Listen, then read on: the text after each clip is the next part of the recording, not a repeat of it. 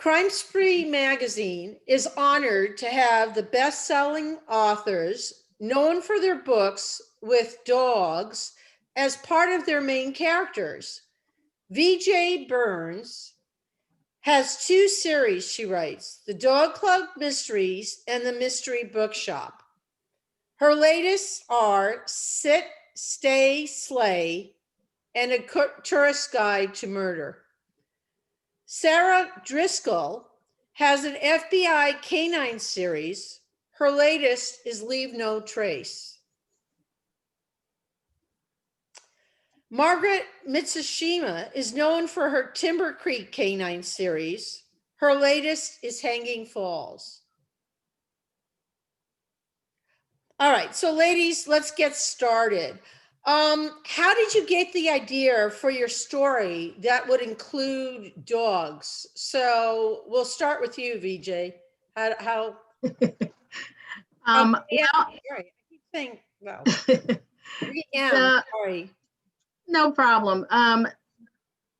I used to compete with my poodles in canine obedience and agility. And I used to belong to a dog club in Southwest Michigan. And I thought when I was asked about writing a series, I thought, well, there's lots of interesting stories that happen at a dog show. And there have been many times when I might have wanted to kill a judge, or probably a judge has wanted to kill a competitor. And so I thought, well, that's going to be something that I know. It's a world that I'm familiar with, and it might be something that might interest other people. Plus, it's got dogs, and I love dogs. So that's right. And I apologize. I know her as Valerie, so like her middle name just like, I don't know. Sorry. Sarah, what about you? The idea. So for us, I'm half of Sara Driscoll. I'm Jen Dana, I'm half of Sara Driscoll. The other half is my writing partner, Ann Vanderland. And Ann is a dog trainer. She rescues pit bulls, has had up to 5 or 6 of them that she's owned at the same time in her house, and they're all beautifully trained, and one of them is a therapy dog. So she has the sort of the dog angle sort of to begin with. And the FBI Canine Series actually came out of a lunch that that our agent had with one of the editors from Kensington. And it was sort of like she was kind of getting the wish list of what, they were sort of looking for. And she sent that wish list to the entire agency saying, just so you know, this is what editors are looking for. Do you have anything that would sort of fill this need? And Ann and I looked at the fact that he wanted a police procedural, like with dogs, and we went, we can do that. So that was where that came from. And then we sort of came up with the idea of setting it in the FBI, and then decided that we wanted a Black Labrador to be sort of the canine protagonist. So I'm going to call you Sarah only so that's fine. Look up your name. Yep, that's fine. I do need to give Ann credit though, because she's one of the reasons why we took this route. I agree. Margaret, what about you? Well, Lisa, I'm married to a veterinarian, and we have just had dogs our entire married life, which is about 40 years. Countless dogs in our family.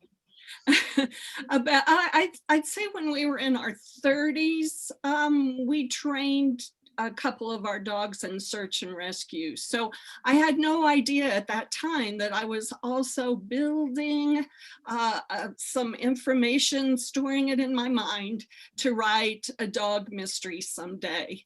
I kind of got the inspiration from one of my husband's clients. He was a police officer who trained protection dogs and patrol dogs.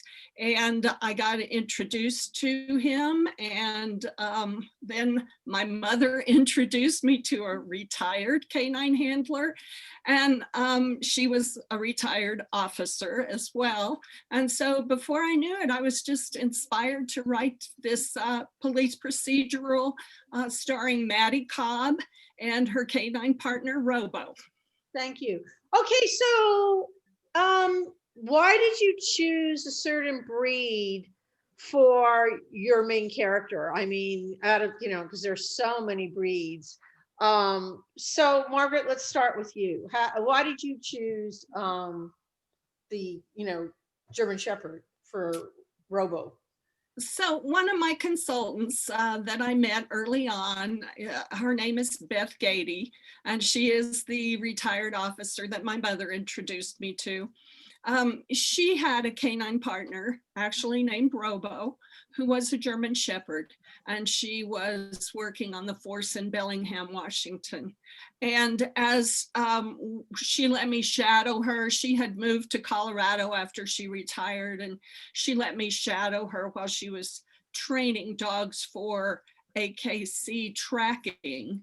And that was just fascinating. And afterwards, after her clients left, we would sit in the car and she would just tell me story after story about her partner Robo and all of the different things he could do, like the evidence detection and backtracking a fugitive and things like that. And it was just fascinating. And before I knew it, I was hooked on German Shepherds. And I said, could I name my dog Robo in my book? And she said, that would be awesome. So that's how I got inspired to use the German Shepherd. Cool. Sarah, what about you? Why did you actually have two types of dogs as your main characters? So I do. We have, well, there's actually the Human Scent Evidence Team. So we're based in the FBI's Human Scent Evidence Team, which is a real unit. And the team actually is a Black Lab, a German Shepherd, a Border Collie, and then a Bloodhound. But Hawk, who is Meg Jennings' search and rescue dog, is a Black Lab. I went with a Black Lab, to be honest, because that was the dog that I grew up with. So I really wanted to have, that dog as the protagonist in the story. But Black Labs are also very good for search and rescue. They could be high drive dogs that don't necessarily have a high aggression level. So they tend to be good for search and rescue as opposed to patrol or, that kind of thing. And so that sort of fit. The fact that it was, my childhood dog was a Black Lab really sort of fit nicely into this. Yeah, I agree. So Valerie, I'm going to call you Valerie. That's fine. You have a lot of poodles in your story. I do. I grew up with poodles. That's my breed. When I was when I was young and and my sister and we wanted a dog, and my mom had all these criteria and she said it can't shed. She didn't want a dog that shed. And so poodles don't shed. And they're very smart dogs. So that's what we got. And then I fell in love with them. And so that's the breed that I have are poodles. And they are very smart and they do well in canine performance events. They tend to, there was a reason why you always saw poodles in circus, as circus acts, because they're very easy to train. And so that's, they're just near and dear to my heart. Plus I live with two of them. So I don't think they would have let me sleep if I hadn't included them in a book. Got it. So is there a breed of dog that you ever wished you had besides the ones that you talk about that, you didn't have? So Sarah, what about you? That's why I'm kind of lucky that I have the whole team, because I can work in a number of different breeds and can sort of take advantage of sort of the good and the bad parts of the breeds. Because like, for instance, Bloodhounds have the best nose of anybody on the team, but trying to get a Bloodhound moving some days, it's really hard. So that's been my advantage of being able to work that in, is to be able to have dogs that, different breeds have different personalities, and I've been able to sort of work that in already. So there isn't anything so far that I've kind of really wanted to sort of fit in, because I've got sort of a nice mix to begin with. Got it. And Margaret, what about you? I'll answer your question kind of on a personal level. We've had many dogs, but primarily cattle dogs and working dogs such as bird hunting dogs. So we've had our share of labs, German short hair pointers, and then border collies and Australian shepherds. Yes, I would love to have a German, I think I said German shepherds. I meant to say Australian shepherds. I would love to have a German shepherd someday. Right now we have 4 dogs, and I hate to add a 5th one into the mix at this point in time. So, but there's still time. So maybe we'll have a German shepherd someday. I also am very fond of Rottweilers. Oh, wow. Okay. Valerie, what about you? I have a long list of breeds that I would love to have. And so that is one reason why in my dog club series, each book features a different breed. So I get to live vicariously through my characters as I introduce a different breed in the series. But yeah, I would love to have, oh my goodness. Yeah, I couldn't even begin to start the list. It's so long. I love dogs, and each one has some unique characteristic or feature that I think, oh, that would be really, really cool to have. And I know that there's a limit on how many. It probably, it's a good thing that the city limits how many you can have. So, it keeps me to 2 because that's what the city limit is. But otherwise, I'd probably have a house full of them. Wow. Yeah. Okay, so I'm going to ask you guys to expand on the summary. I'm going to just give a very brief summary because I want you guys to talk about your own books. So, Valerie, in Sit, Stay, Slay, you had a friend of the main character is accused of murder, and she is a dog trainer. Yes, she is. So, my main character is and I write cozy mysteries. So there's an amateur sleuth solving crime. And so Lily Ecklesby is the main character, and her best friend, Dixie, is a dog trainer who gets her started in and introduces her to the dog world. And so there is a judge who is very not nice and gets murdered, and Dixie is accused of the crime, and so Lily and some of the other people from the dog club step in, use their connections, their skills and expertise to try and figure out who done it, to get Dixie off the hook. So that's the basics of the story. Okay, Margaret, in your book, there's a cult where men marry very young girls, and I'll let you take it from there. Okay, early on in the story, my main character, Deputy Maddie Cobb, is checking out a trail for rain damage. It's getting ready to be hunting season near Timber Creek, Colorado, which is a fictional town. And she and her partner Robo discover a body floating in a lake at the base of a falls called Hanging Falls. And so that starts the murder mystery. The person who is dead, it's a man, and when he is identified, they trace him back to this cult that Elise mentioned, and that is kind of his family. The book has lots of subplots that are all kind of based on family and family issues. And Maddie Cobb's primary goal throughout the entire series is to reconnect with her family, or her mother specifically, because she does not remember her family from the time that she was separated from her mother.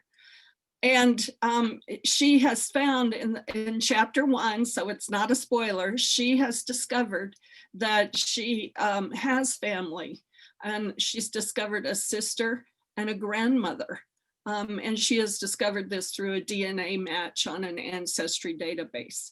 And so that is also part of the story, because they come to Timber Creek to meet her.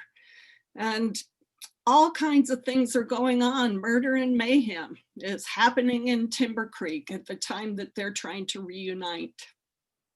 So Sarah, in your book, someone is killing not with guns, but with bows and arrows, which is unusual.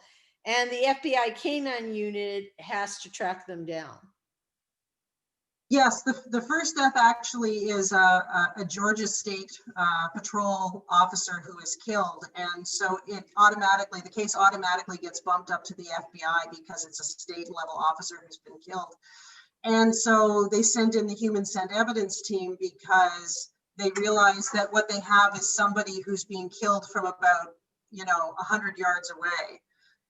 Or 300 feet away. And so there's a great amount of distance that no one has seen the killer. They need to be able to track it. So they sent in the human scent evidence team. And so then they try and find the killer by actually tracking him. And it's set in Blue Ridge, Georgia, in the mountain ranges there, which is beautiful country, but can be very treacherous if you are trying to deal with someone who's familiar with the landscape and knows how to get away basically ghosts off the site of each kill.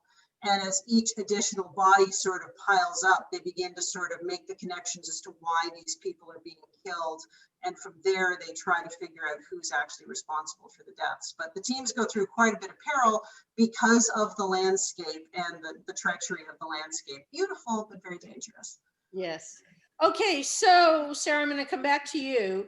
I want you to describe each of your main characters, Meg, Hawk, and Webb. Okay, so Meg Jennings is part of the FBI Human Scent Evidence team. She was a police officer with the Richmond, Virginia Police Department, and she had a German Shepherd patrol canine who unfortunately was shot and killed in the line of duty. And she goes back to her parents' rescue and happens to find that someone has put a very sick black lab puppy basically on their doorstep. The dog has parvovirus and is near death. And with her father and mother, they nurse, and the vet, they nurse this dog back to health, and that is Hawk. And so Hawk is very bonded to Meg right off the get-go. She has saved his life. He has in his own way saved hers because she was grieving for the canine that she lost. And so she says that, some people are lucky enough to have one heart dog in their life. She is lucky enough to have two. She wants to go back into law enforcement in her own way with a black lab. She doesn't want to go into patrol, so she trains Hawk in search and rescue. So he's a high drive dog who really loves the game of going out and finding whoever it is that he's looking for. It could be a lost child. It could be, they have tracked suspects in the past. And that's how that comes into Leave No Trace. And so he's just sort of a general, goofy kind of black lab. They're really nice temperament dogs and good family pets and stuff. But when he gets out on the trail, he is, single-minded, blinders on, off to find, who he's looking for. Todd Webb is Meg's partner, and he's a firefighter. And he actually meets Meg in the first book, Lone Wolf, when there's a bomber who blows up the agricultural building in Washington, D.C. on the National Mall. And they are shoulder to shoulder trying to dig people out of the rubble, and that's how she meets him. So he is a no-nonsense, very grounded firefighter, but he's dual trained as a firefighter paramedic, so he's a handy guy to have around. Meg tends to sort of get herself banged up a lot, so he's always seems to be resetting her shoulder or, gluing things, so the gluing, cuts closed and that kind of thing. So he's a resourceful guy as well because he's a firefighter. So cool. Yeah. Margaret, Maggie, Cole, and Robo. Okay, it's Maddie, but that's fine. No problem. No problem. It's Maddie Cobb. She is deputy in the sheriff's department in Timber Creek, Colorado, which is a small mountain community. And Timber Creek is surrounded by wilderness area. So many of her cases involve her going up into the mountains to either search for people or clues. Maddie was raised in foster care in Timber Creek after her mother abandoned Maddie and her brother. The two were separated and they kind of lost track of each other. Maddie was a cross-country champion on the track team in high school, and she won the opportunity in a cross-country race to be the first handler in her department when the merchants and the ranchers around Timber Creek decided to buy a narcotics detection dog for the sheriff's department because drug traffic was threatening their community. This dog is Robo. He's a German Shepherd. He's cross-trained in patrol as well as narcotics detection. So as a patrol dog, he's also trained in tracking. Sometimes he is used for apprehension. He is very well trained. He will bite and hold, or he will come off of a bite when he's told to. So Maddie can also at times actually use him to search for people as well, which is common in these real small jurisdictions, that there's some cross-training going on there. And then the third character is Cole Walker, who is a veterinarian. I had to use all of these times that I've observed my husband work. And Cole is Maddie's love interest. He's also a divorced father of two, and his wife actually left him and his daughters. And so Cole is on a fast track trying to figure out how to be a single parent as well as take care of his very busy practice because he's the only vet in the region. And so they're all mixed up together. Maddie first fell in love with Cole's two daughters. She loves kids. She feels like it's her duty to protect the kids in the community. And so she fell in love with his daughters, and now she's fallen in love with Cole. So during the series, we watched their love grow and we watched them get together. Okay, and Valerie, Lily, Dixie, and Aggie.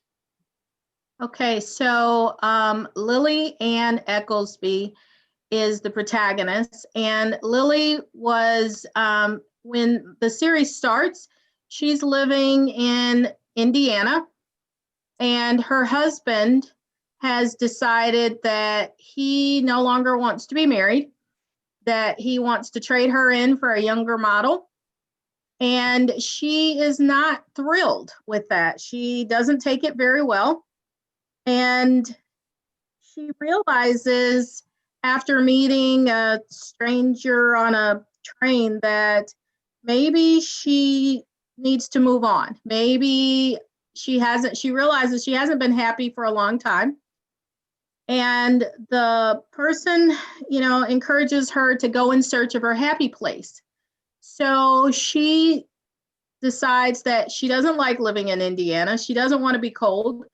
And she really wants to reconnect with her friend from college, which was Scarlett Jefferson. Everybody called her Dixie. And so she reaches out to her friend Dixie, and it just so happens that Dixie's in the area at a dog show, and the two of them reconnect. And it's perfect timing because Dixie has just rescued a poodle, a toy poodle. And Dixie breeds and shows and judges and trains standard poodles. So poodles come in 3 sizes. Standards are the biggest and toys are the smallest.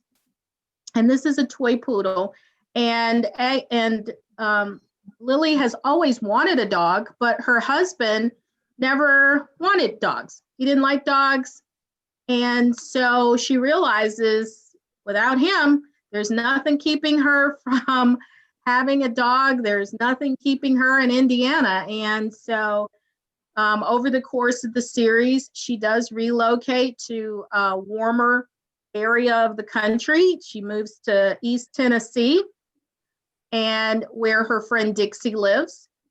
And she gets to keep Aggie, and she names the poodle Agatha after her favorite mystery writer, Agatha Christie. And so Aggie is a black toy poodle. And for the most part, she's a very good dog. She's a very smart dog. She has a lot of personality. She has an attitude, and she often can surprise Lily by coming to her rescue in a way that you would not necessarily expect of a toy poodle. Very good. Thank you, guys. So I'm curious, you throughout your books, you have tidbits about dogs, you know, whether it's breeds of dogs or shows of dogs or search and rescue or whatnot. And I'm wondering if you want to talk about that, or you want to talk about the settings that you put your protagonists in. So let's start with you, Sarah. What do you think? Well, let's talk about the setting, just because that, I mean, for me, that changes in every book. And the setting can be almost become a character in the story. It's not, it can be a foil, it can be, you know, all of these sorts of things. And for Leave No Trace, it's set in Georgia. Set in Blue Ridge, Georgia, but we do actually go up into Tennessee and that kind of area. And there's a flume, there's a century-old flume in Tennessee that becomes a sort of a large part of the story. And so in some ways it works with the search and rescue angle, is that you can use all these different sort of geographies and, and areas so that you can take advantage of the fact that of how these dogs work search and rescue. Whether it's through water or it's over mountains, obstacles can get in the way of scent trails and scent cones, and so it can be a real difficulty for the dogs. Yeah, instead of Wizard of Oz with lions, tigers, and bears, you have bears, coyotes, and yeah. Okay, Margaret, what about you? What would you like? We talked a little bit about setting, and like Sarah, I do like to use my setting as a character and challenge the characters in my book with various things that setting throws at them. In Hanging Falls, it's the rain, and just a deluge has flooded the mountains and the rivers, and so that's part of what they battle. In Stalking Ground, my second book, it's snow. So that's one thing that I like to use is the setting, and I like to put Maddie up there. Cole is also part of the sheriff's posse, so he is often in charge of handling the horses that they have to take up into the high country, and so between the two of them, there's always some challenge that setting has to give them. Mm-hmm. And Valerie, do you want to talk about, a setting in like a dog show kind of thing, or whatever? What would you like to talk about? Well, I'll talk about the including information about the different breeds and dogs. Yeah, one of the things when you are involved with dogs, whether it's showing or breeding or anything, I think that you pick up information that you want to share, and you also have kind of, I guess, your pet peeves, things that you hope people will avoid. So it tends, as we get close to Christmas and people tend to want to give dogs as pets, or they want to give cats or something as pets, and it's not always the best thing. Or they may see a particular breed on television and then they're like, oh, I want to have that breed. But you really need to understand the characteristics of that breed and to determine whether that's really going to work with you in your lifestyle, because each breed is very different. You know, there are some dogs that are great with children and families and others that aren't, and breeds that were, you know, bred over long periods of time to herd or track. And, you know, I remember when I was training, my instructor saying how she would get consultations from people who would get border collies, because border collies are really smart dogs. And then they want to consult with her to get it to stop staring at them. And it's like, they're not going to stop staring at you. That's what they do. They're waiting for you to move. And they really need a job. They need something to do, or they can get into a lot of trouble because they're bored. They need to stay engaged. And so that's information that, you know, I want to share with people. I hope that they'll think and do their research before bringing an animal of any kind into their home, into their family, and that they'll make sure that they're getting the right breed for them, and that it's going to be a good family member and a good fit all the way around. Mm-hmm. Yeah, it's funny you say that, because I remember when 101 Dalmatians came out, everyone they said was getting a Dalmatian, and people didn't understand that the Dalmatians were not like, you know, Purdy and Pogo. Yeah, exactly. That is very true. Yeah, Dalmatians that were just like, you know, like running the streets and stuff. So it was kind of sad as well. It is sad. I have to ask you, Valerie, there's this like weird ancient like thing in the back of your thing. What is that? It's gray and it's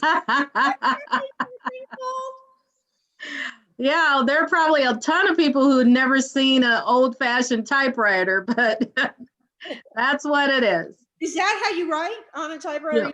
Like to have No. It's just the atmosphere. Right, setting, right? Yes. Setting. Unfortunately, we only have just a few more minutes left. So I'm going to ask you, is there anything you guys want to talk about just very quickly, including maybe your next book or whatever? So we'll start with you, Sarah. What would you like to Sure. So we've just yesterday, hooray, finished the next book in the series, book number 6, which is called Under Pressure. And so that takes Meg and Hawk into the world of conflict diamonds, which is a kind of different sort of thing. And so we were going from the natural area of Georgia to downtown Philadelphia. The only other thing for me to add is that I also read on my own as Jen J. Dana, and my NYPD Negotiators series. The second book, Shot Caller, is coming out in August. Okay, cool. What about you, Margaret? I'm working on the 7th book in the series. It's called Darkening Sky. And Valerie, it has a border collie in it who's kind of getting into trouble because she's in the wrong family. And there's expectations they have of her that she doesn't have. So yay, I was so glad to have you mention the border collie. So Darkening Sky will be out September of 2021. Okay, and Valerie, what would you like? Well, I have 2 series that feature very heavily with dogs. And so the 5th book in my Sit, Stay, Slay was the 5th book in my Dog Club series, and this came out in December the 8th. And then the 6th book in my Mystery Bookshop series is A Tourist Guide to Murder, and that comes out on January the 26th. And so I don't have a copy of that book, but this is the first book in that series. And I was just so thrilled when my publisher asked if they could include my dogs on the cover. So there's 2 poodles on the cover, and those are my dogs. So this is Coco in the chair and Cash standing nearby, and those were my dogs. And in the book, I changed their names to protect the guilty. And so this is Snickers and Oreo. Very nice. So I want to wish everybody a very Merry Christmas, a happy holiday, and a healthy New Year. And yay, 20 is ending soon. Yes, thank you. Stay well. Thank you. Thank Happy you. holidays. Yes, and sorry about those mistakes, guys. I apologize. I guess my mind is somewhere else. But thank you for everything, and we'll talk soon. Thank you so much. Bye. Thank Very you. much. Bye. Bye. Merry Christmas. Bye. Bye.